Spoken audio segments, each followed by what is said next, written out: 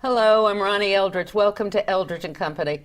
My guests today are Gloria Felt, Deborah Siegel, and Courtney Martin, women from different generations, but all feminists, authors, and three-fourths or three-quarters of women, girls, ladies, a traveling panel that discusses issues reflecting our lives. I always just say feminism is social justice. Yeah. And that's really what it is, and it's an ideal. And that's why you see feminists, and actually one of the problems that feminism has had is that instead of continuing to move forward for itself, we often step back in order to actually help other groups attain equality and justice. And that's been a pattern in the American feminist movement over the last 250 years. It's because we're so collaborative. I mean, we believe in Exactly. that collaborative inequality. Exactly. So you do want everybody to move up together or want to nurture other people. Isn't that part of it? Yes, and I think that's absolutely great. Yeah. And what we need to learn how to do better is to form those coalitions better so that we can all move forward together.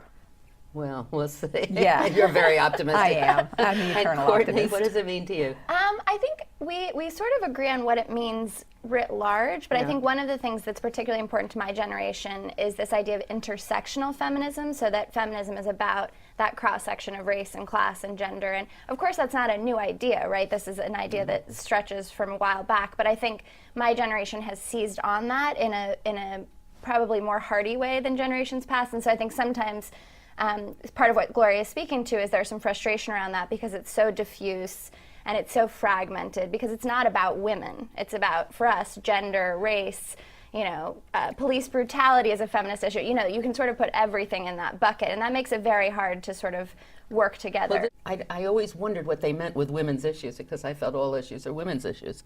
So that's it's an That's a interesting good thing. question. I mean, I think that's a point that sometimes comes up when we speak is if feminism is everything, is it anything? Yeah, right. But all issues may be women's issues. Isn't but it not humanistic or something that we're all equal? People should be treated with dignity and justice. Absolutely. But to get there, I think it's also important not just that there be women's issues. That's really not the question.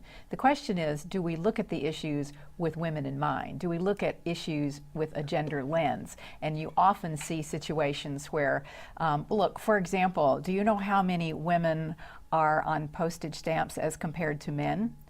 It's like 25% women, 75% men. Do you know how, with statuary, what the percentage is? It's less than 10% women. So, when you start to look at the world with a gender lens and you begin to try to bring equality to the representation of women and to women's participation in politics and work and in equality in the home, that's a gender lens.